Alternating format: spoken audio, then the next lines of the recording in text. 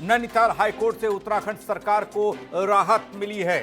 Nainital high court ने सुब्रमण्यम स्वामी की याचिका को खारिज किया है। सुब्रमण्यम स्वामी सुप्रीम कोर्ट में अपील करेंगे। लिखित फैसला आने के बाद सुप्रीम कोर्ट में करेंगे अपील। आपको बता दें कि चारधाम देवस्थानम बोर्ड को हाईकोर्ट ने सही माना है। 51 मंदिरों का देवस्थानम एक्ट के दायरे में आना, उन्हें लाया जाना नैनीताल हाईकोर्ट ने सही माना है। सुब्रमण्यम स्वामी ने एक याचिका दायर कर यह कहा था कि इन मंदिरों को देवस्थानम एक्ट के अंदर लाना सही नहीं है। इसको लेकर चुनौती उन्होंने हाईकोर्ट में दी थी और एक लंबे दौर के बाद एक तरफ सुब्रमण्यम स्वामी थे, दूसरी तरफ सरकार थी जिसने देवस्थानम एक्ट बनाया, देवस्थानम बोर्ड बनाया, क्योंकि सरकार ये जानती है कि देवस्थानम एक्ट के अंदर मंदिरों के आने के बाद इनके रखरखाव से लेकर आम श्रद्धालुओं के दर्शन तक सब बेहतर होगा।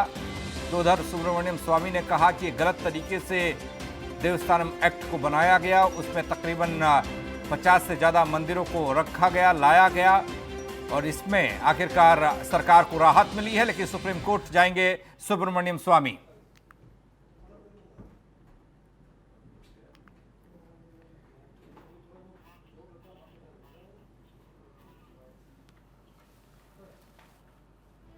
तो चारधाम देवस्थानम एक्ट है क्या? 51 मंदिरों का प्रबंधन चारधाम देवस्थानम बोर्ड के अधीन आएगा, ये कहा गया इस एक्ट में आएगा, जिसमें केदारनाथ, बद्रीनाथ, गंगोत्री और यमुनोत्री भी शामिल है।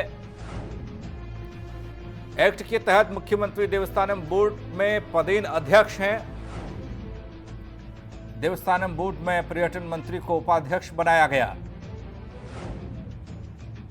चारधाम देवस्थानम बोर्ड में कुल 9 पदेन सदस्य हैं। 51 मंदिरों का प्रबंधन सरकार चलाएगी। याचिका में एक्ट को बताया गया था असंवैधानिक, चुनौती दी गई थी। राज्य सरकार को मंदिर चलाने का अधिकार नहीं, ये याचिका के तहत कहा गया सुब्रमण्यम स्वामी द्वारा। संविधान के अनुच्छेद 25 और 26 और इसके साथ ही 32 का उल्लंघन माना। मंदिरों को भक्त या फिर उनके लोग ही चला सकते हैं, इस याचिका में यह कहा गया था। सुप्रीम कोर्ट के 2014 के आदेश का उल्लंघन हुआ, इस याचिका में जिक्र था।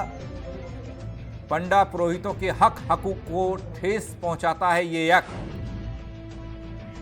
याचिका में एक्ट को बताया गया था असंवैधानिक, लेकिन नैनीताल हाईकोर्ट ने सरकार के पक्ष में फैसला दिया है। मंदिर समिति समेत 51 अन्य मंदिरों को देवस्थानम बोर्ड के तहत शामिल करने वाली जनहित याचिका को नैनीताल हाईकोर्ट ने खारिज कर दिया है, जिससे राज्य सरकार को बड़ी राहत मिली है। क्या ये याचिका थी और क्या आज कोर्ट ने डायरेक्शन दिए हैं, बताने के लिए हमारे साथ मौजूद हैं कार्तिका हरिगुप्ता जी। सर, क्या कोर्ट ने डायरेक्शन दिए हैं और किस तरह की याचिका थी? ये एक इन पर्सन पिटिशनर आए थे कोर्ट के सामने, उन्होंने ये एक्ट की वैलिडिटी चैलेंज की थी। ग्राउंड आर्टिकल 14 को 25, 26, 31A को बनाया था।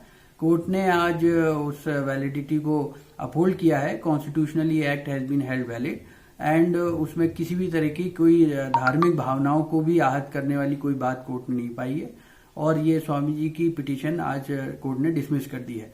कोर्ट ने सिर्फ सेक्शन 22 को चेंज किया है, जिसमें कि प्रॉपर्टी का डिवोल्यूशन बोर्ड के लिए दे दिया गया था बाय द एक्ट। तो कोर्ट ने कहा ये नहीं हो सकता और जो डिवोल्यूशन ऑफ प्रॉपर्टी है वो मंदिर में ही रहेगा। मंदिर, उसका नेट रिजल्ट ये है कि मंदिर शैल रिमेन द ओनर, केवल मैनेजमेंट जो है वो बोर्ड कर सकता है। मंदिरों का संचालन केवल बोर्ड के द्वारा किया जाएगा, जिससे अब स्पष्ट हो गया है कि किस तरह ये मंदिरों का संचालन होगा। और राज्य सरकार की गले की फांस लंबे समय से याचिका बनी हुई थी, जिससे अब राज्य सरकार को बड़ी राहत मिली है। वहीं सुब्रमण्यम स्वामी को नैनीताल हाईकोर्ट से बड़ा झटका लगा है। नैनीताल से गौरव जोशी, R9 TV।